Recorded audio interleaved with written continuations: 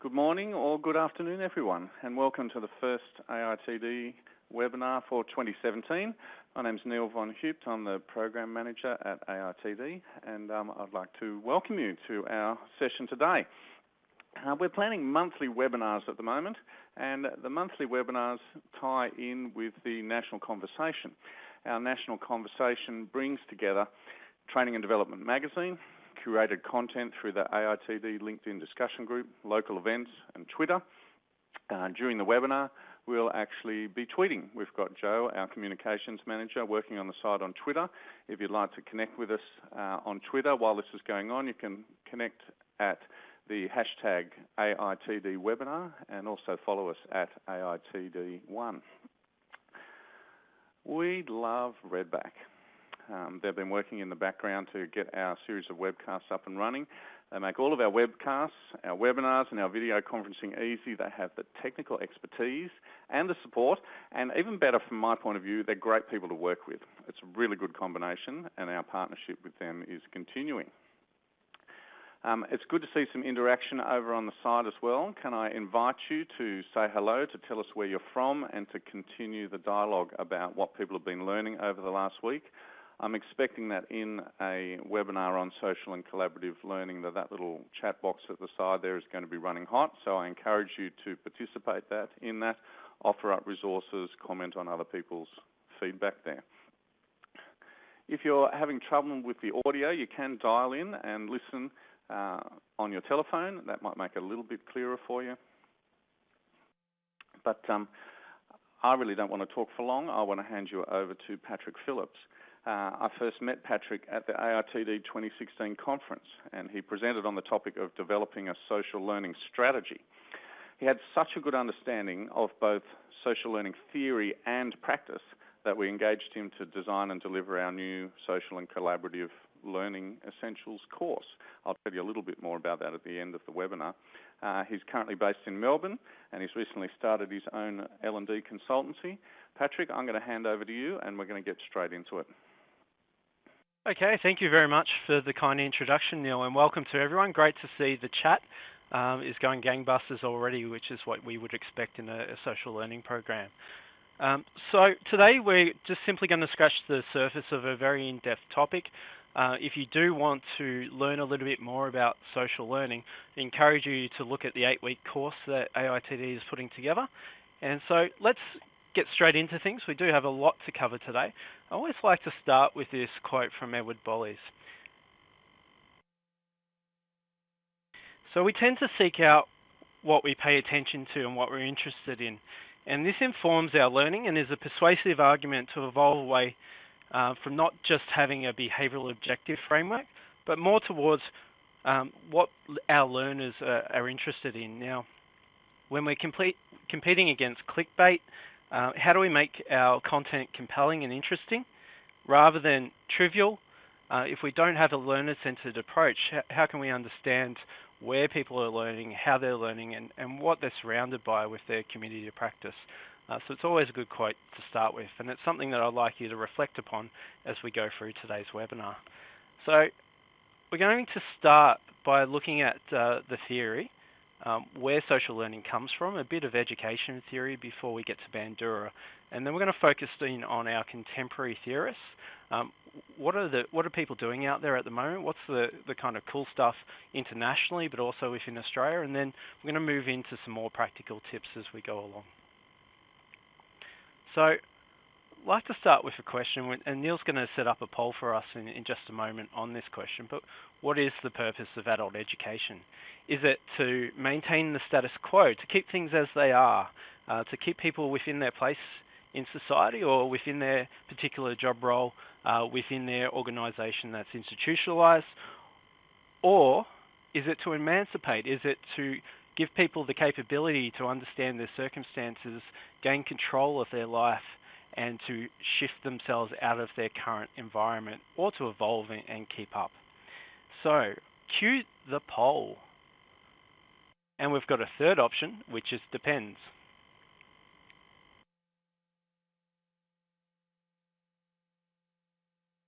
We can see here, emancipate and depends are neck and neck.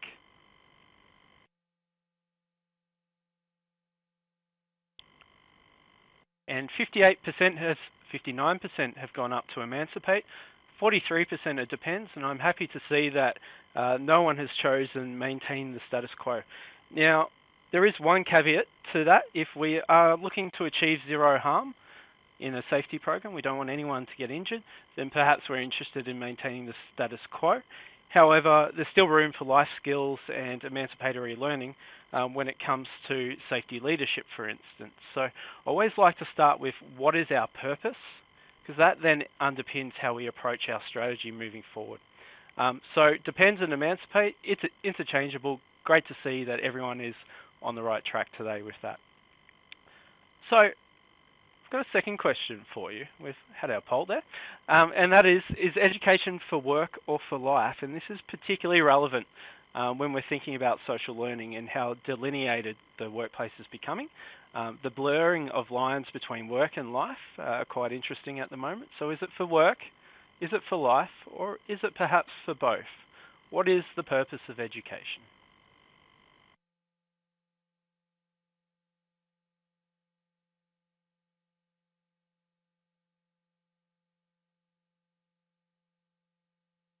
So we can see that 96% have said for both, 1% for work and 1% for life. So I'm going to stop the poll there.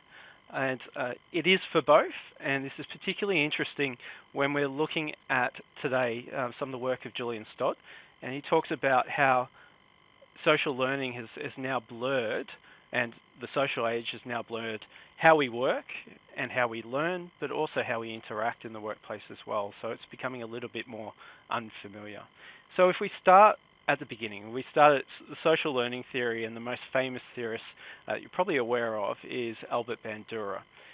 And Bandura looked at human behavior, and particularly how we learn socially, and came up with three constructs. So one construct is that we learn from a cognitive perspective. So our knowledge, expectations, and attitudes are constructed cognitively, and then we take into account environmental factors and behavioral factors. Now, if you're a social constructivist, you would say that environmental factors come first and the cognition comes last, and the behavioral factors are an output of that. So no matter what your underpinning is as far as philosophy goes towards social learning, these three factors, cognitive, environmental, and behavioral factors, all play a role in how we learn socially. So there is a nature perspective, and then there is a nurture. If you think about your community, your practice, your friends, your family, the people around you that you interact with socially, they're going to affect your opinions, your biases, how you learn, and what you learn moving forward too. So we start with Bandura, and then we're going to move into pedagogy and andragogy. It wouldn't be a session on education without the word pedagogy. So from a workplace perspective, historically we're focused a lot on the behavioralist approach to learning. We've had our learning objectives, we've stuck to them quite closely. In some respects, they're being replaced now by competencies. We have our competencies that we need to meet that match our leadership framework or our wider mission critical job role competencies that we then need to skill people up to so we can match our capabilities for the future. But there are other probably more relevant philosophies when we're talking about social learning. So when we're thinking about social learning, it's a little bit less formal, it's less rationalized. And so therefore we need to take into account the humanist approach. So Knowles and Rogers are great theorists if you're interested in personal development. And that heads more towards the andragogy side if you're looking at Knowles and his research into education.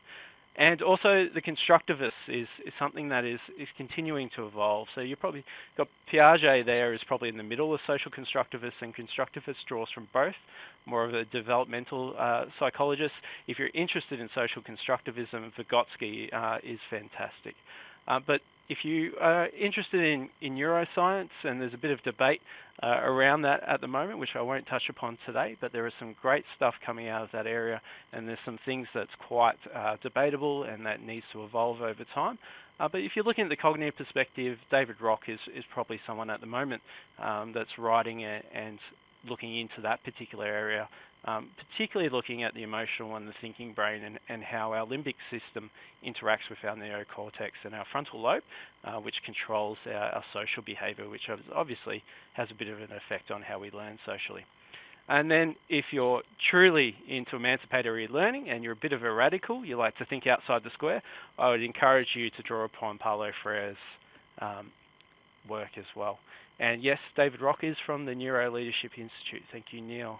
They're in the chat. Keep an eye on the chat as we go along as well. There'll be some stuff that we can pick up as we go. So 70-20-10, I'm sure we're all very familiar with the model. There's some questions I'd like to pose when we're thinking about how do we construct our social learning strategy in the framework of 70-20-10, which often we use to present our learning strategy for organisations. So is 20% enough for the new generation of work when we're considering social learning?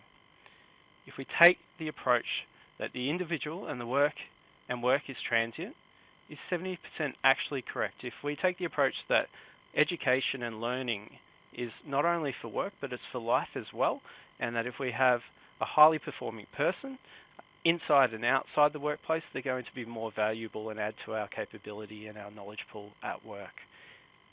If we don't provide any formal guidance, what's the chances we're just going to add more noise? So traditionally within the 70-20-10 model, the 20 has been considered to be informal.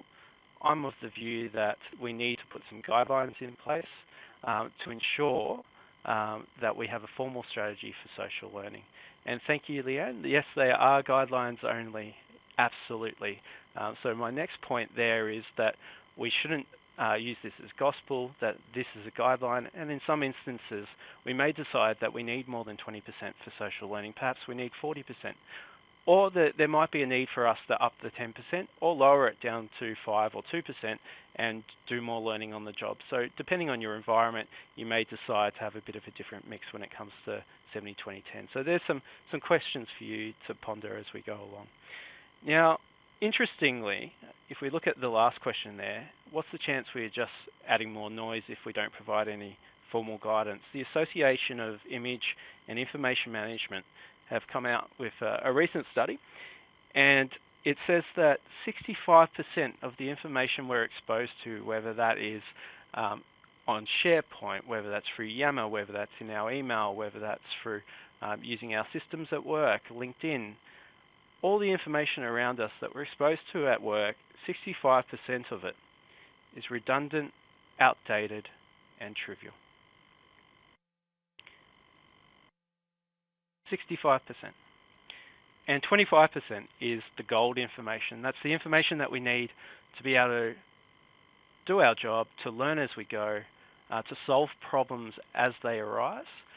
So I think as learning professionals, we have an obligation to help our learners in accessing that 25%, whilst not adding noise, additional noise to people's day, which is a challenge when we're thinking about using enterprise social networks, for instance.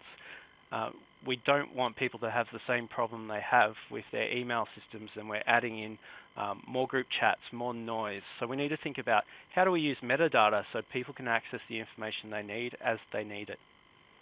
Okay, Carmen, the stat was from the Association of Image and Information Management. We can share it with you later on. I can find that for you and send it out after the webinar if you like. Okay, so our first modern workplace theorist, now that we've had a little bit of a look at some of the theory behind how we construct our social learning and keeping in mind what our philosophies are, and maybe challenging 70-20-10 and just a bit of a reminder to us that it is a guideline. One person who's writing prolifically at the moment on social learning and the social age, and generally the social age at work, is Julian Stott. And I really encourage you, if you haven't seen any of Julian's stuff, to get involved. He's crowdsourced funding for the Social Leadership Handbook, and it's a really interesting book, and I would really encourage you to get on board and read some of the chapters that are up there at the moment. So what Julian is interested in at the moment is that grey space that people are now using Facebook at work. They're getting on their socials, they're interacting with people, they're on the phone, they're texting, they're using encrypted apps, they're sending Snapchats whilst they're at work to their friends. But we're also getting involved with work on the weekend from our home, on our smartphone at night. We're answering emails. On holidays, we're sending information to our colleagues. Perhaps we're learning as we go as well. So due to this mobility that we've got through the rise of the smartphone age and some of the apps and systems and the laptop, work is now being done by people anywhere, anytime. And this is affecting how we build trust and how we build relationships. So Julian's particularly interested in how we can do this online. For those of you that are really interested in distributed trust, I'd encourage you to also look at Rachel Botsman's work. So she focuses in on trust and how trust is moving away from institutions and is now kind of going out and is distributed amongst the population. So that's something that I would definitely be interested in following and getting more information of as she develops her work. But if you're really interested in that, get involved. The written versus vocal language is something that Julian's interested in as well. And he tends to focus in on how do we create a safe space for people to make mistakes.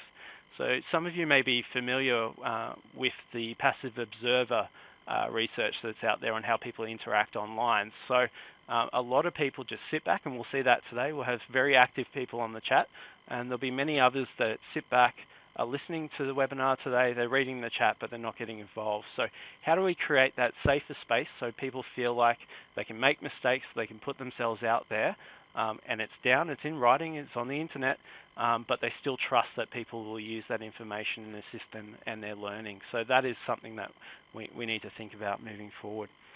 Julian also focuses in on Twitter for more synchronous learning. So he's interested in the different platforms and how we can use it. So he recommends that Twitter is used for synchronous answers if you're crowdsourcing information or solving a problem. Yammer for your internal problems.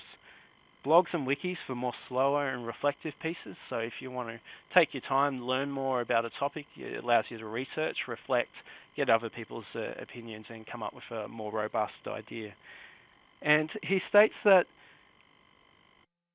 if we want to be in the conversation, then we need to get involved in the social age, or it's going to leave us behind. He also says that social learning is ubiquitous, it occurs across many platforms, and takes place in many forms, and we don't want to control it.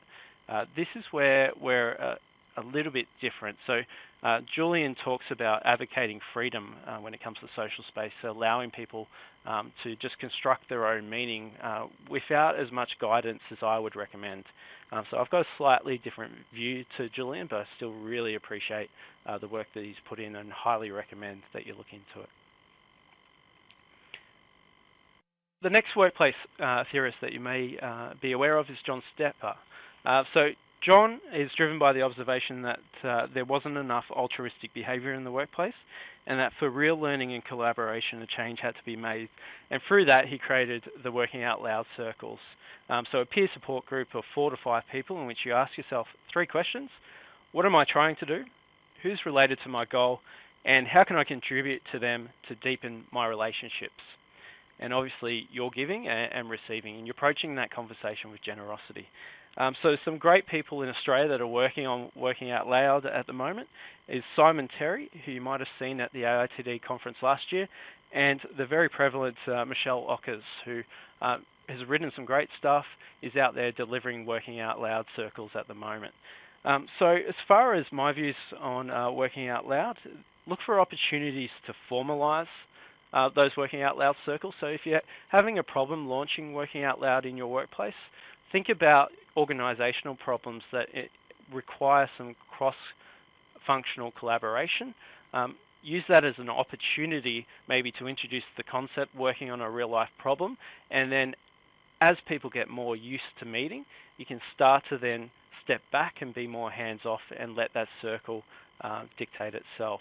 Another opportunity that I've heard of that's quite innovative is to use your corporate social responsibility initiatives to get people from cross-functional groups to work on things like cooking meals for the homeless, and then take that group and and the collaboration and the learning about each other and the deeper relationships they're formed, whether that's a once-off or a continuous volunteer basis, to then launch into something more workplace related with your Working Out Loud circle. So there's a couple of different things out there that I've heard before. And Susan, Neil will pop in those 3 principles for you in the chat box, so you've got them. Okay, so another workplace theorist that's out there at the moment that's been writing some good stuff and has been for some time is Jane Borzaf. Now, Jane was at the AITD conference a few years ago, is really charismatic, a fantastic speaker, and was particularly interested in communities of practice and the benefits of using your community to solve problems. And she's very good at coming up with tangible examples of collaboration and learning through sharing. So Jane was basically a precursor to the Working Out Loud circles and was particularly interested in crowdsourcing, communities of practice, how to use Pinterest and blogs and different platforms to come up with solutions to real problems, to innovate and learn as we go. So very much an advocate for going to your community and coming up with a solution, very interested in communities of practice. In Australia, probably someone who does similar work is some of you might be aware of Helen Blunden. She's playing around with different tools at the moment and is very interested in Snapchat and is writing some great stuff in that area as well, and going to her community of practice to help solve problems. So if you're not following Helen, I believe Neil's going to put up some Twitter handles at the end. I really encourage you to get involved, read Helen's blog, and follow her as well on Twitter. Now, as far as communities of practice go, I'm particularly interested in how from chaos theory and complexity, great ideas emerge. So, and that's really dictated by your tribe. And your tribe will then dictate what biases you have, what information you have access to, and how you build solutions. So we've got a few tribes out there in the learning space at the moment. We've got an instructional designer tribe, we've got a leadership development tribe, we've got our vet tribe.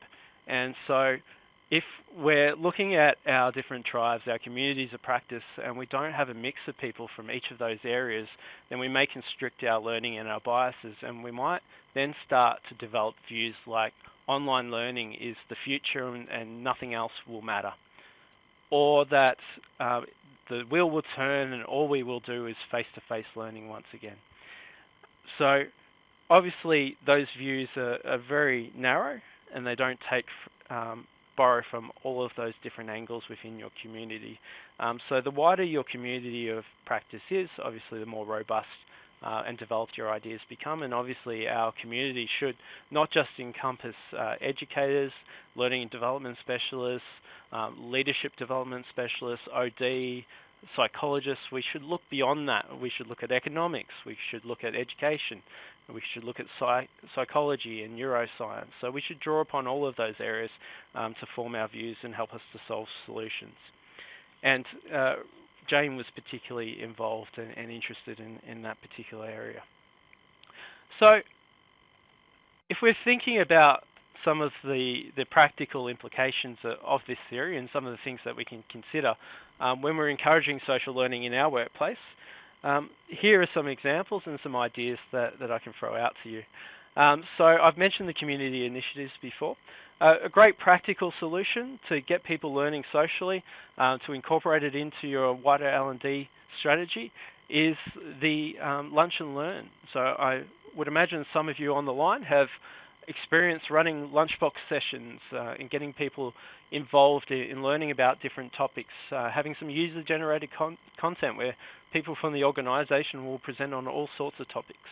Now, if you take the premise that social learning is about work and life, there may well be some well-being initiatives that people are interested in that you can incorporate, and there's some business problems that you can touch upon as well.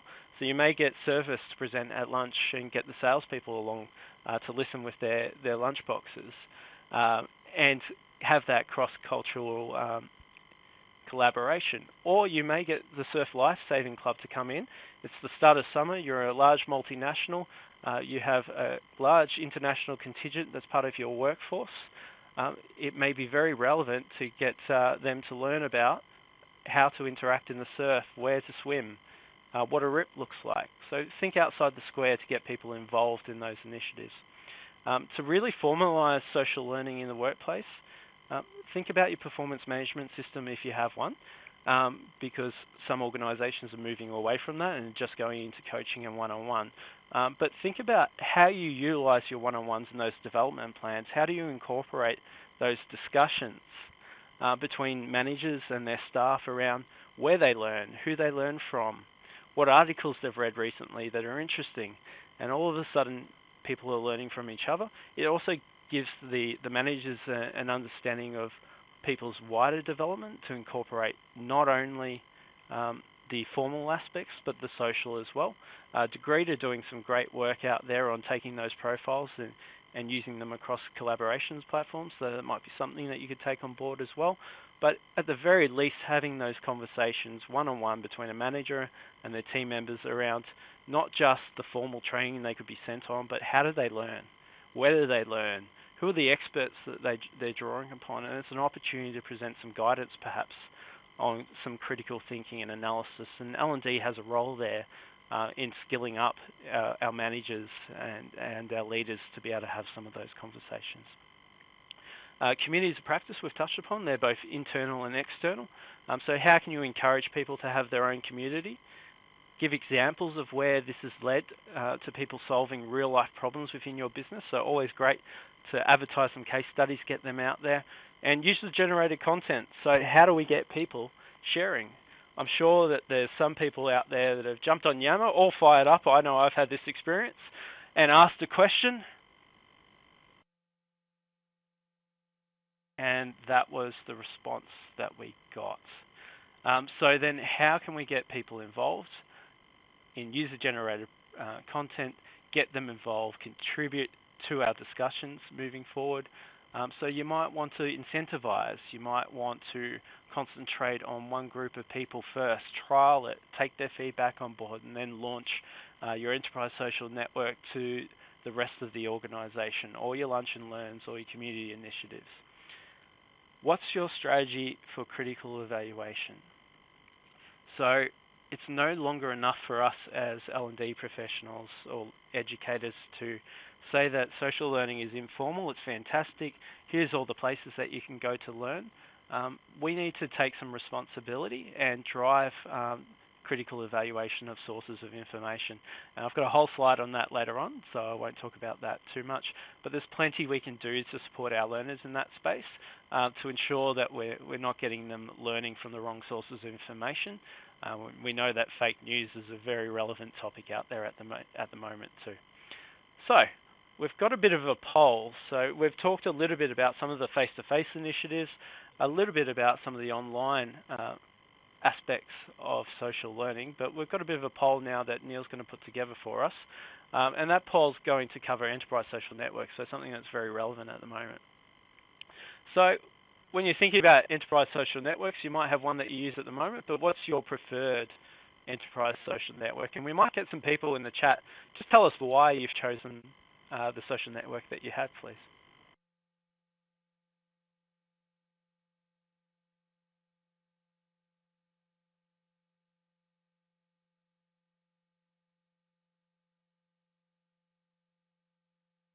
It's good to see that we've got a diverse range of answers coming through.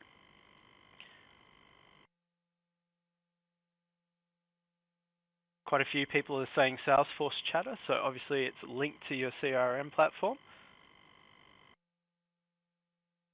Yammer is a popular one. Often we have to use Yammer because we've got the Office suite of products, and therefore IT and our firewalls dictate that that is the one that we should use. Interesting to see that Facebook Work is quite popular at the moment, which is good. That's progressing over time. I would encourage people to get involved and utilize Slack as well. Try that out. There's some great groups out there that you can join and learn off each other. We've got Microsoft Lync as one there as well. So if you have Lync, you should also be able to hopefully use Yammer as well, because they should be part of the same Microsoft suite.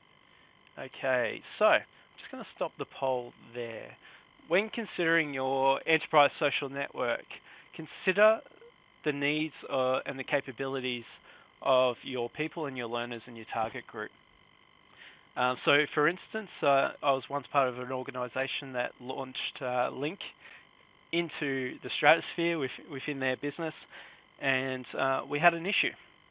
A lot of people were saying, I don't know how to use Link. It's not intuitive, it's new, I'm not quite sure how to use it. And so we asked the question, well, do you have Skype at home? And we know that Link is now interacting and integrating with Skype for work, and they're very similar platforms. The same people will say, yes, I use it all the time. I Skype my children in London, for instance. And so the difference was the familiarity and also the capability of that platform, and the fact that our team members at that time had to be across and capable across at least 15 different platforms within that organization. So when you're thinking about what enterprise social network is applicable for your team members, think about their current capability. Are they people that are using Facebook at home all of the time? And try to avoid some of the stereotypes and the generalizations when you're looking at that. But it might be quite appropriate for your organization to use Facebook Work because people are familiar with it. They like Facebook, they use it every day, and it's not a new platform that they have to learn. However, if you've got people that are into the new and the improved and like to get involved and get across new digital platforms and put people into groups and interact in different ways, then perhaps Slack is the best option for you. So when you're considering your enterprise social network and how you engage people, always go back to your learner, think about their current capabilities, and consider perhaps how many platforms are too many platforms. So if you already have Yammer, perhaps don't add Jive and Slack and Facebook Work on top of it. And think about how you're targeting certain groups and how that is just part of your wider mix of your social learning strategy. Okay, so one of my pet topics at the moment is critical evaluation. So, dangers of fake news and alternative facts for our learners. Well, anyone can write a blog now on LinkedIn. Anyone can post on Twitter. Anyone can share information on Yammer, on SharePoint, depending on what checks and balances you've got within your organization. And I think that's fantastic because we're evolving our ideas, we're peer reviewing, and over time we get more robust strategies. But there are some dangers to that. And one of the dangers is where we're no longer relying on experts, we're no longer relying on peer-reviewed research. Sometimes we're just getting information through opinion and through anecdotes. So what that then presents is an issue where some of the facts that we're taking, because they were on LinkedIn and applying in our daily life at work, may be false. And I've witnessed this firsthand. So an organization I worked with had a large government tender worth millions of dollars. They didn't get on the panel. They then weren't going to roll over their contract with one of their large government clients. And someone external from the business that was connected to many people within that particular organization shared an article about what was in that tender. And there was a number of false facts and information regarding the up-and-coming tender that was then picked up and shared by at least 20 people within the organization I'm talking about. Now, fortunately for them, they had bid managers, they had technical experts that quickly picked up on the fact that that article and that information was false. However, if decision-making was affected by that opinion piece, then you could see how that would be very dangerous for that particular organization. So that's just one example of the dangers of fake news, so the dangers of opinions, and some of the things that we see out there that could be considered a fad. So when you're looking at some of these articles, consider what's validated, what's not, what's reliable, and how can we then help our learners to discern between sources of information? How can we use techniques like metadata and some of those digital literacy ideas to allow our learners to be able to access the right information at the right time as they need it to be successful and to perform in their daily job role. So there's some things out there that we perhaps need to think about and contribute to moving forward. So it's a challenge I'm wrestling with at the moment. I throw it out to you to contribute to that as well. So very open to your ideas and opinions on that one. When we're thinking about, whoops, we've skipped ahead there. When we're thinking about social learning, we also need to think about how we can gain support for our ideas. So I use this particular slide quite often in my sales capability training that I roll out for different organizations.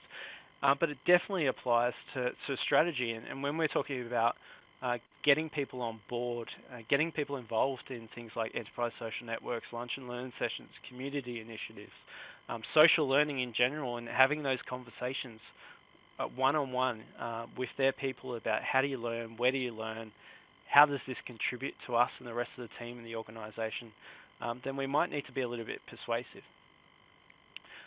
So first of all,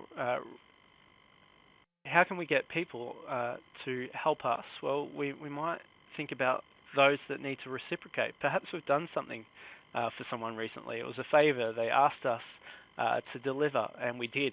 And perhaps we went above and beyond. Well, they would be the first people I would approach for their feedback and support when it comes to my social learning strategy. You may use scarcity. This lunch and learn session is available for only a very short period of time. Or we're handing out a prize for the first 3 or 4 people who contribute to this discussion on our Yammer feed.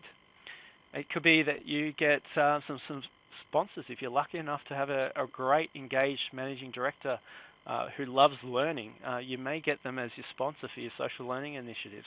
Perhaps it's the IT director that is really interested in enterprise social networks and posts articles and gets involved on that. Think about how you can use people in different levels of authority to help you engage with your strategy and get them to own it and sponsor it.